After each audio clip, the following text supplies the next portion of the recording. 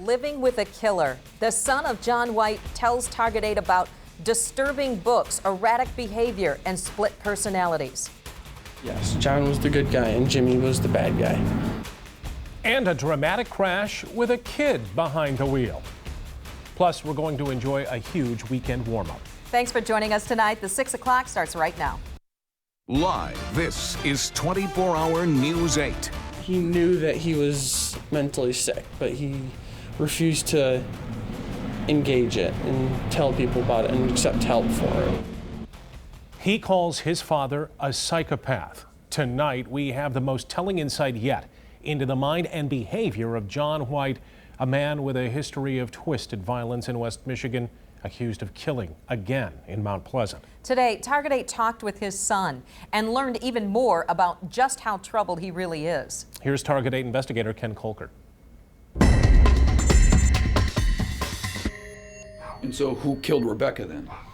I don't know. I mean, Jimmy or John? I don't know. I think he had a mental snap. John White was the father he knew, the pastor of a small Mount Pleasant church who was known to help his neighbors. Jimmy, he said, was his father's other personality, who was often aggressive. John was the good guy? Yes, John was the good guy and Jimmy was the bad guy. His 55-year-old father is accused of killing his fiance's daughter, Rebecca Gay, on Halloween Day. 17-year-old Gabriel White, the youngest of 3 kids, says he learned about his father through stories told to him by his mother. His parents were already married in 1980 when John White stabbed a 17-year-old girl 15 times in their basement. This was long before Gabriel was born. White served 2 years in prison. The victim in that attack recently told Target 8 that White's wife put a sheet over her head as she cried for help. But the mom told her son differently. She put it over her body to keep her warm, to keep her from dying, to keep the warmth in her body. If it wasn't for my mom, that woman would be dead. My mom saved her life. 14 years later, in 1995, White was convicted of involuntary manslaughter for the death of a woman in Kalamazoo County. Gabriel was born 4 days after his father's arrest. His parents divorced in 1996. Gabriel said he visited his dad in prison. His dad was then set free in 2007 after serving his maximum sentence. You can't really get to know somebody in a prison cell. He says he lived with his dad off and on in recent years at his trailer near Mount Pleasant and got to know his fiancée and her daughter, Rebecca. He said he wouldn't be surprised if his dad is a serial killer. He was a truck driver. What a truck driver does is ship things, but then they have their side life, which nobody really knows what that is. The Isabella County Sheriff says questions about a split personality would be addressed by a psychological exam ordered yesterday for White. I'm Target 8 investigator Ken Kolker. As I said on Tuesday night, the American people voted for action, not politics as usual. That was President Obama today, going on national television to say that he is committed to working with Congress to avoid the so-called fiscal cliff at the end of the year. The president will meet with leaders from both parties at the White House next week. The president wants to increase taxes on people making less than $250,000 a year. He says if nothing's done by December 31st, you'll see higher taxes. Now, our work is made that much more urgent because at the end of this year, we face a series of deadlines that require us to make major decisions about how to pay our deficit down. Decisions that will have a huge impact on the economy and the middle class, both now and in the future. The president's also hoping to gain some allies from the GOP and get his agenda done in the second term. Nightly News will be dissecting the president's plan and be looking at what happens if a deal is not made. That's right after 24-hour News 8 at 6. And we turn our attention outside right now. You're looking at a beautiful view of downtown Grand Rapids on this early evening, and temperatures are supposed to be just beautiful tomorrow, especially in this far into November already. That's right, and we're not used to it because it's been pretty chilly around here. Over the last 2 weeks, our temperatures have been almost 6 degrees cooler than average, but we finally got the thermometer up into the 50s today, and it looks like we'll be into the 60s here over the weekend.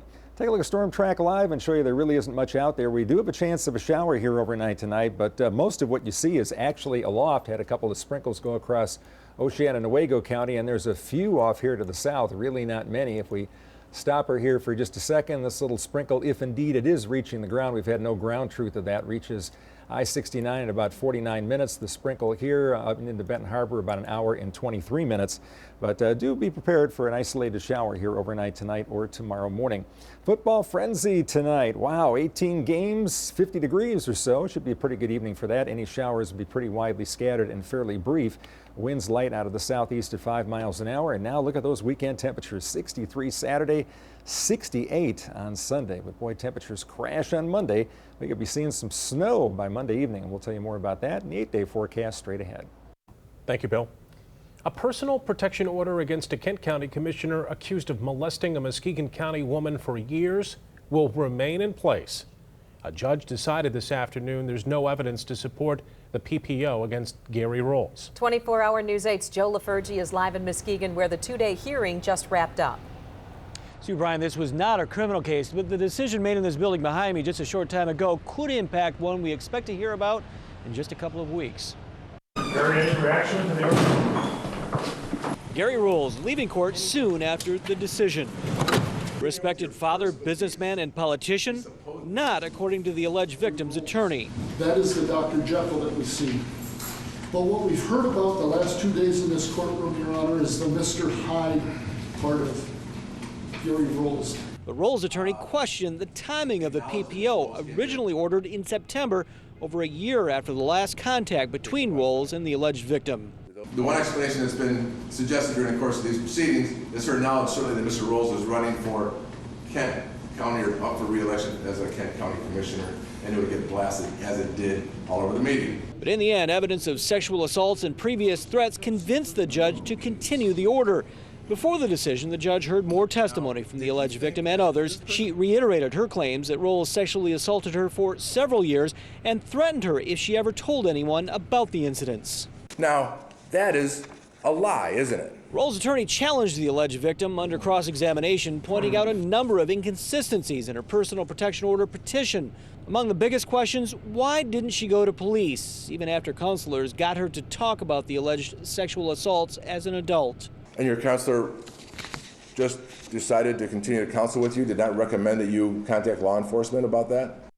They all wanted me to, and I did not, because I did not want to ruin his family's reputation.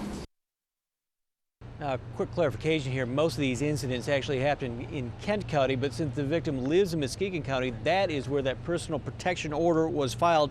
Today's decision could give the prosecutor more evidence if this case does go to trial, and as we've been telling you, we are hearing from state police investigators that this case, which has been handed over to the Ionia County prosecutor because of Rolls' connection to Kent County, we expect to hear something, possibly a case by the end of the month from his office. Live in Muskegon, Joe LaFurgey, 24-hour News 8.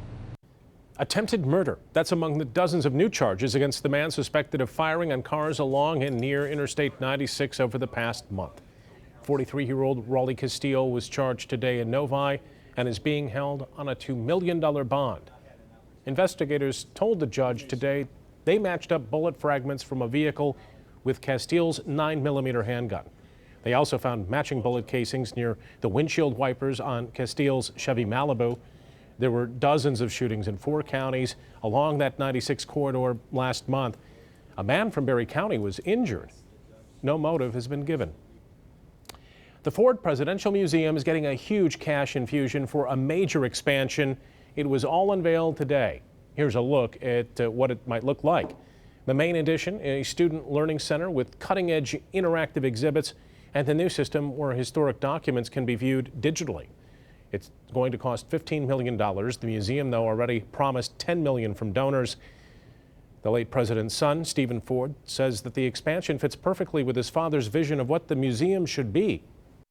Dad, he never felt this museum should be like a tribute or a monument to him. It was all about learning and teaching and learning about the lessons you could learn from his particularly his unique time in history. The museum hopes to wrap up its fundraising campaign this spring.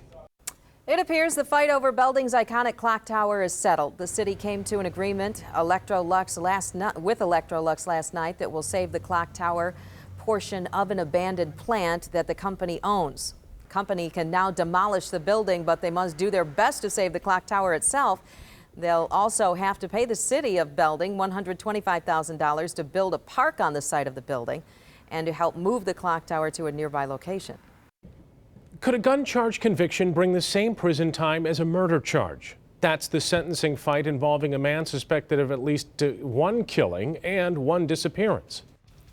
And in about 8 minutes, watch the result after a 12-year-old gets behind the wheel. Watching out for you on air, online, on the go. This is 24-Hour News 8.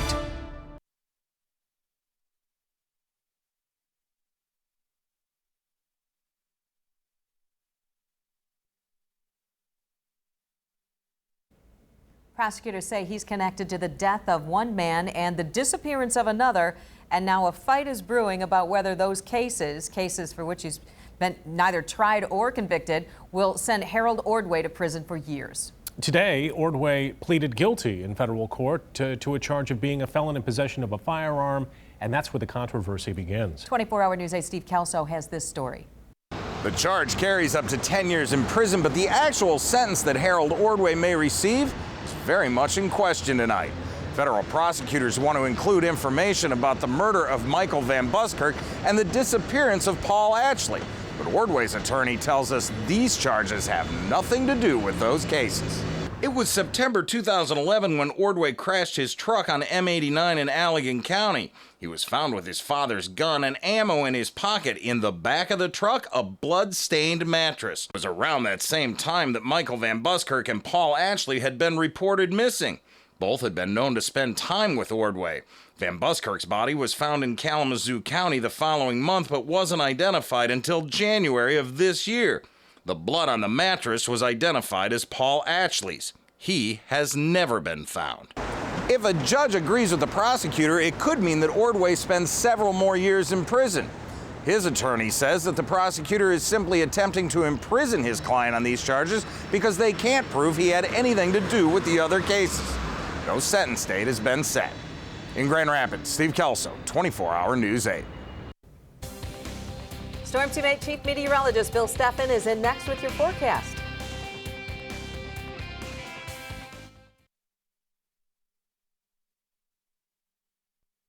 Watching out for you. This is Storm Team 8. Well, today's the warmest day that we've had here in 15 days, believe it or not. 56 at Kalamazoo at the current hour. 52 here in downtown Grand Rapids Heritage Hill area. A little bit cooler at the lake, Whitehall right now, checking in with a temperature of 46.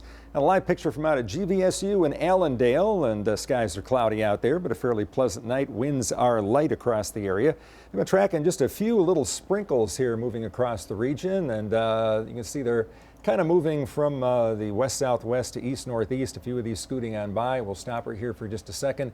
And we'll see if we can just track this little sprinkle right there, which is reaching the ground. I had a couple people call me and tell me they did get a little tiny sprinkle out of that. 9 minutes to Battle Creek and about 30 minutes till it's past I-69. There's a little light shower here coming into Berrien County in about an hour or so, but there'll be a few more of those showers scattered about. As you can see, for football frenzy tonight, temperature at about 50 degrees. There will be a chance for an isolated shower. And boy, I tell you, temperatures are going to be warm this weekend. 63 on Saturday, 68 on Sunday. We can actually see some sunshine on Sunday, but the wind will be fairly gusty. We'll probably see some wind gusts over 30 miles an hour here Sunday afternoon. Here's a look at current temperatures. 50s from Grand Rapids off to the south, around 50 or some 40s off to the north and near Lake Michigan. We should be about 10 degrees warmer than that tomorrow. Winds fairly light at the current time. They'll stay light tonight. Windiest time will be Sunday into the day on Monday. Chance for showers tonight and tomorrow. By the way, a chance of a shower at the Michigan Northwestern game is only about 30% during the game. While the game is going on.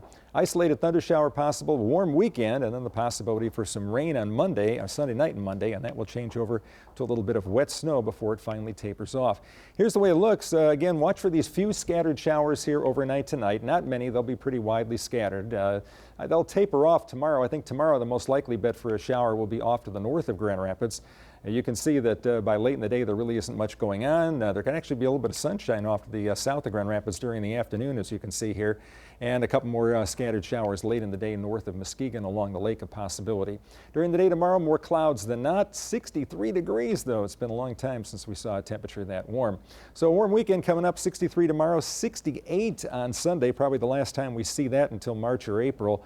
The most likely time to see rain is going to be Sunday night into Monday, and a sharp cold front comes through. We're 58 early Monday morning and 38 by late in the day. It'll be cold enough for the rain to mix with some wet snow here by Monday evening, and snow showers are certainly a possibility here into Tuesday morning. Okay, Bill, thank you. A 12-year-old, that's right, a 12-year-old is okay tonight after wrecking a car along the lakeshore. And look at how badly damaged that car is. The kid crashed on 144th Avenue north of Lake Michigan Drive outside of Grand Haven. He was not badly hurt. Police said that they took calls from drivers who saw him go off the road several times and have a couple of near accidents. He did end up crashing in someone's front yard and then rolling the car. And we have just learned that 24-Hour News 8's Ryan Takeo just spoke with the boy who apparently has quite the story to tell. Watch for that tonight on 24-Hour News 8 at 11. Just ahead, a West Michigan racing company owner's back in prison, but not for the $100 million he stole from the government. We will tell you what he did next.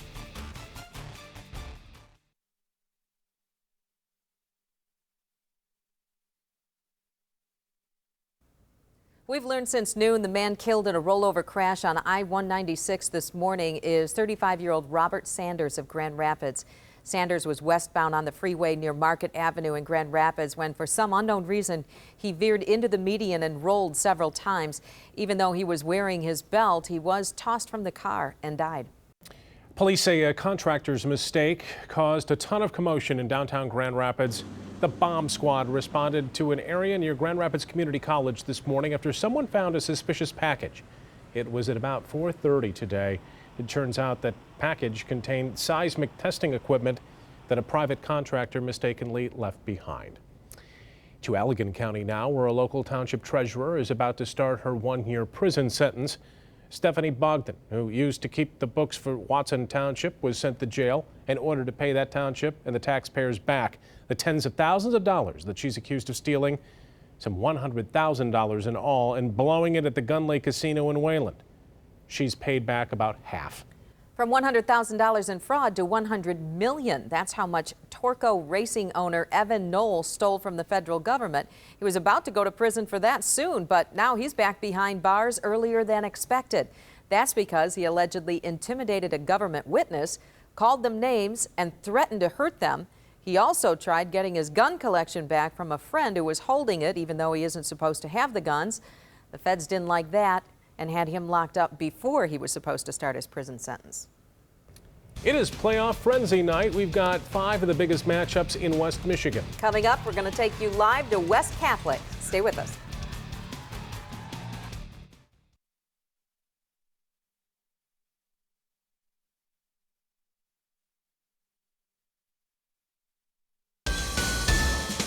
It's not as visually stimulating as the aircraft carrier game, but Michigan State's season opener against UConn is just as meaningful.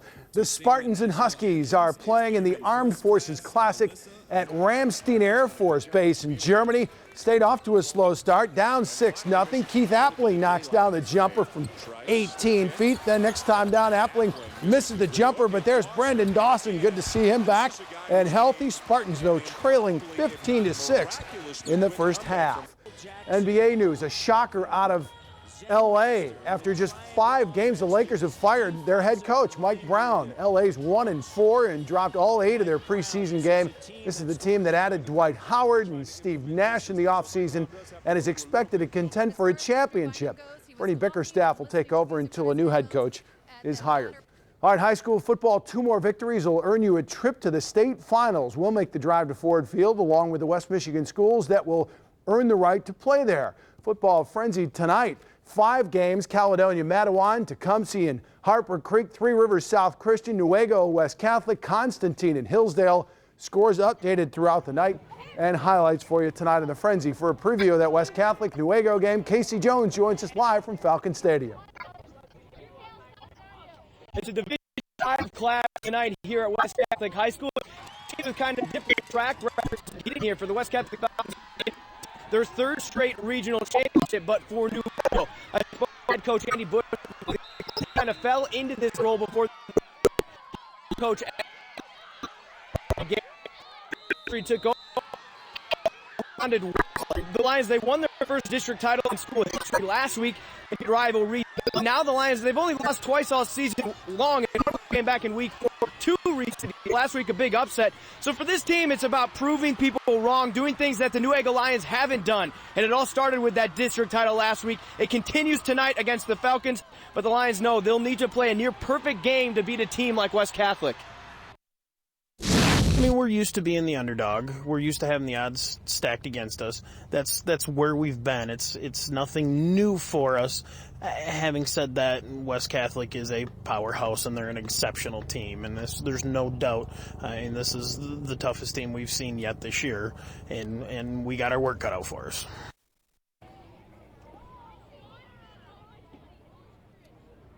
All right, Casey, thank you very much. Just under about 30 minutes before kickoff, both teams ready to go. West Catholic just did their walk around the Lions on the field.